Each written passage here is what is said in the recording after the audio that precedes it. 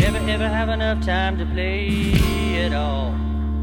You know everybody wants to walk in someone else's shoes. Everyone's forgotten who they are.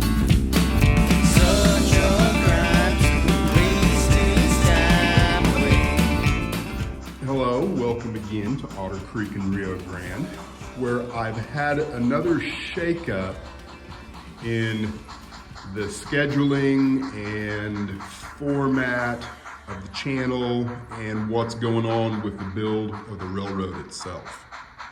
So if you've been watching the channel for a while, you know about a year and a half ago, I had a job scheduling change kind of thing that's kept me away from living at home essentially Monday through Friday. And so I haven't been able to do anything pertaining to the layout at all of an evening for about a year and a half. Some good things have happened. I'm no longer going to be living in the van down by the river, and I should be at home every evening now. So what that means for the channel is I should be able to work on structures of an evening, provided I have enough energy and the desire to do so. And then on the weekend, I can redirect some of my modeling back to track work. So that's kind of my plan. And of course, we'll just have to see how it all turns out. But it is to work on track work at least 1 to 2 days on the weekend, and then start working on structure builds of an evening for maybe an hour or two, and then just kind of see how it goes from there. So that's the plan. So today I'm actually going to try and do some track work and some bench work. So let's see what I got going on. My focus this weekend is to turn my attention to what's going to take place between here and here, and continue working on the spline. So what that means is that I'm going to have to kind of take a look at this over here where this track leaves going that way. And it's been a while since I've discussed it, but my plan here is there will be a river, a creek, that will come underneath a bridge right in here somewhere, come from here to there, and then join with another river that's right in here that's also going underneath a bridge right there. So getting the radiuses correct and having enough tangent track here somewhere to make all of that work is going to be a little bit of problem solving. And I think that's what I'm going to attempt to do today, is figure out exactly what's going to go on here, because I'm going to have to probably replace some of this here that was really just temporary anyway, so I could get a locomotive to turn on the Y. Same thing down here. I don't think I'm going to mess with any of this weekend. I'm going to try and get this spline that's already kind of halfway in there. I'd like to get as much of that glued as possible. This is what I picked up off of eBay. I picked it up dirt cheap. I'm not even sure what kind of model this is. I guess it's an HD, whatever that stands for. I may have known at the time that I purchased it what brand it is, but I certainly don't remember now, other than HD scale models. And this is a timber truss bridge. And I don't know if it came this way, as far as, you know, obviously I'm not the original owner of this, but this is the bridge that is going to be back here. Focus.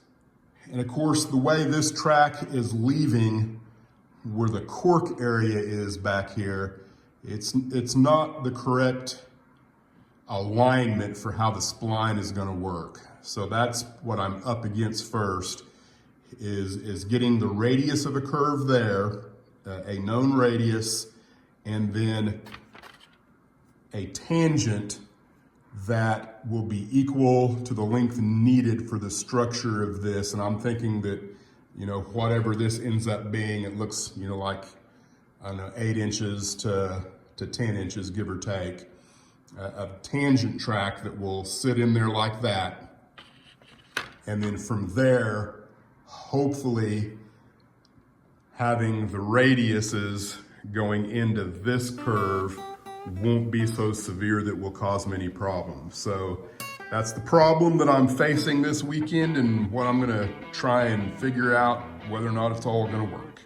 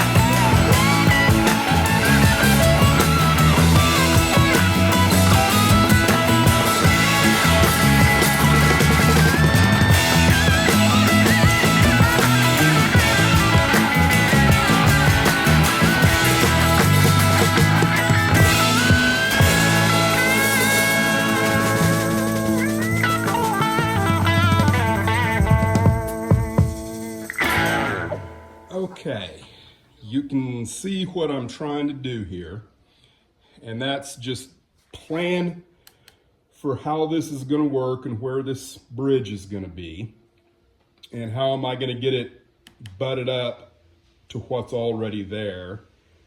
And I've tried to draw in the river, and this center line is of course where I want more or less the center of the river to be. And I've made it really fat on purpose. I don't think it's going to be near that wide because it doesn't need to be, for one thing. And I want to leave enough room for error, pretty much everywhere as I work. And my thoughts are at this point is I want to cut away only as much as this wood as I need to get it attached and provide support for where the spline is going to come in. I believe the spline will interface right here. So I want plywood up to this point, and then at some point a portion of that plywood will disappear, and if I can use this as the river and drop it underneath what's already there, that's kind of the thought. I don't know if it's going to work. I'm making this up as I go. So I think the next step is just to take this back in there and kind of see, kind of see how this is going to interface with what's already there and figure out where to cut away what needs to be cut away.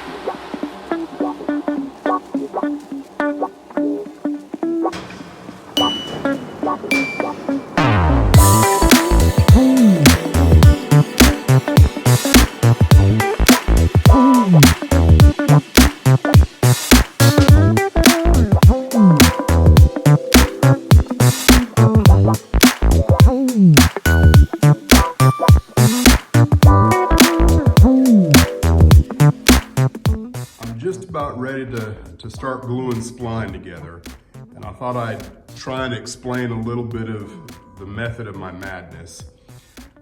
When you go to work with this spline, that first run that you put in there is pretty flimsy.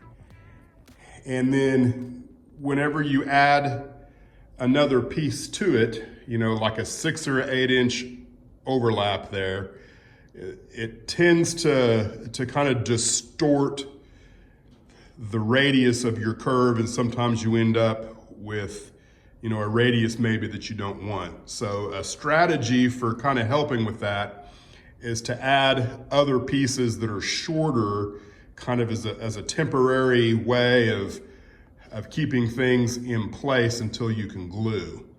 And so right now, I've got 2 pieces in here. One's just a temporary piece to hold things in place. And with the inside of this in here, I'm right now right at about 22 inch radius on the inside. And so the object is always to keep your radiuses as big as you can. So what I'm gonna do is the first run that I've got in here, I'm not gonna make that the center line like I would normally do. So that's actually the second run. And then the third run will go on the outside of this piece, and that will be the center run. That way, I'm actually building 3 to the outside and then 2 to the inside, so to speak. That's gonna kind of push the radiuses out just a little bit so that it just kind of makes things better, I guess. You know, I want as broad a radius as I can get. So the next step is put in a drop cloth for all the glue, and then I'm gonna put in the piece that goes on the outside of here. And once I've got in, then I'm gonna put 1 more piece on the outside. That'll give me a total of 3, and then 2 more on the outside. So that's the strategy. I'm not gonna try and film any of that. It's a pain to do. It's messy, and I'll just show you the end product once I get finished, which probably won't be this weekend by any means. So who knows what's gonna happen next.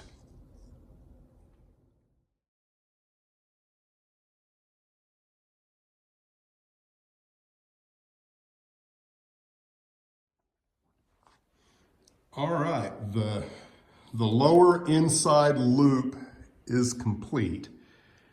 And I thought I would just go ahead and share a little bit of spline gluing insight, or whatever you want to call it, kind of show you maybe a mistake and just talk about my strategy for doing this kind of thing, just in case there's somebody out there who's thinking about working with spline. We'll start with, you know, maybe something that I shouldn't have done. And, you know, here is where my first glue joint was, from this mark down to this end right here. And that's, you know, looks like it's probably less than 6 inches. I didn't measure it. I really should have made this first glue joint probably twice as long, maybe even longer than that. And then what happens is when you bring your other joints in, if you're using a full length of spline, you end up with all of your joints kind of showing up at the same place. And if that's on a radius, you're gonna end up with something really ugly here, which, you know, that's gonna happen anyway. And it's not that big of a deal. It's just kind of ugly looking. But this would have been better if I would have made that a little bit longer out that way or this way, whichever way would have made a longer splice. And then another strategy is you can cut some of these shorter and then the other side longer. And then I should have just staggered where these joints ended up coming out at rather than all in the same place. Like I say, this is gonna work, it's gonna be fine. I've added a 6th piece of spline here as just another bit of strength to make sure that none of this delaminates right in through here. I may even come in with a couple of screws on either side of this just to make sure that it can't bust out this way. And as far as, you know, the ugliness goes, it's just a little bit taller on this side. I'll be able to come in there with sandy block and make sure all of that's nice and smooth, and it'll be fine. Now down here, you can see I ended up with an S-curve, and you know, S-curves are pretty to look at. I think in the real world of railroading, I think they try and avoid S-curves. And the last thing you want is anything too severe, but I think this is gonna work out all right. But you know, I would say the most difficult part of working with this spline is the whole interfacing of where you're coming in and out of any plywood area. So I'm gonna just share a little bit of my process there and kind of how I do things. Now here you can see I've got the center line marked of where I kind of want this track to continue out. And anytime I come in and out of a turnout, I do my dead level best to give at least 2 to 3 inches of straight track before, you know, just to prevent any kind of kinking that could ever happen. I want all of my radiuses to the best of my ability to be created with the spline because the spline is going to create a natural radius, and you really have to work this stuff to get it, I don't know, bent enough to create something that doesn't look natural or is smaller than 18 inches. So, you know, that's always my strategy, is to let the spline create the radius. So, you know, the issue is the spline doesn't want to be at any radius. So, you know, you kind of have to figure out a way that this gets worked in here. So here's what I do. I don't know how well you're going to be able to see this, but the first thing I do is I try and line up this piece of spline. This is my center spline, and I try and get it lined up right there with where I want it to be on this end. And then I use just any kind of block. It doesn't really matter as long as it's about the length you want it to be that you're working with. I'm going to try and force this into a straight line. Now, the next spline that gets glued in, I need a spacer for that. So I'm going to interject this so that I know that I've got the right distance between this piece and that piece. And now I'm just going to force this, keeping this in there so it's pivoting there. And I'm going to put this where I want it to be, which I've also marked this line all the way out this way so I know where I want it to stop. And then you can clamp this if it's long enough. Maybe I can just do that. That didn't work too well. But you get the idea. Come in here with this, should work. That's what I should have done in the first place, but there you go. So you can kind of see I've forced this where it's at. Now the next step is to go ahead and use your eye and kind of sight down through and see what you end up with.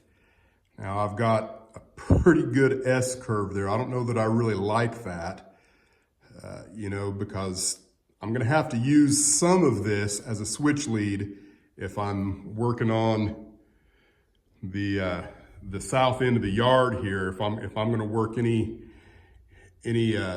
train cars in and out of the south yard, I might need to use this as a switch lead. So I would like there to be less of an S curve there.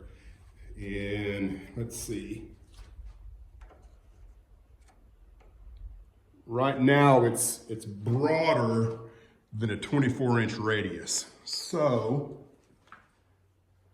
what I should be able to do is relax this and pull it this way some. and then reclamp it. I've got a nail that's driven in to that riser, and that definitely helped. I think I could go a little more. This is the one I just moved.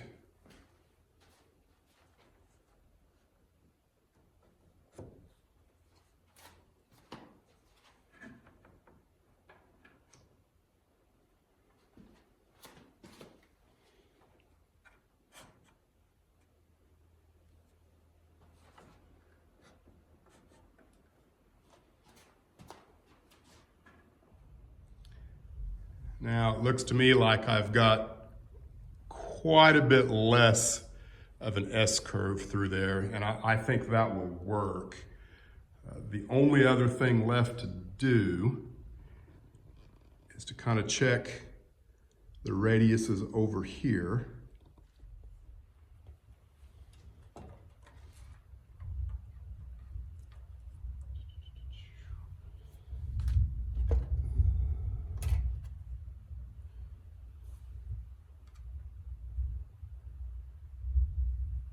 And that's gonna be sharper than 22 inches. So I'm not gonna worry anymore about it for this video, but I think the next thing, if I want this to be broader than it is now, which is really not bad, I think, I can't pull anything that way because that's gonna make this end of the radius tighter. So I think I can take this riser and I might be able to bump that out, maybe an inch or two. That will make it a little less sharp in through here, but this is really doable. That shouldn't cause me too many problems. All right, guys, thanks for watching. This concludes another installment, and I'm gonna glue all this up, and you'll get to see the end result of that in the next video. And my plan is to work as hard as I can to get the spline all the way wrapped around into the area that's gonna be right here. And I'd like to have maybe the benchwork, I don't know if I can or not, but the upper benchwork from here back completed before the end of the year. I'm not entirely sure how all that's gonna work, but I'm gonna get into that in the next video. So thanks for watching, and we'll see you around.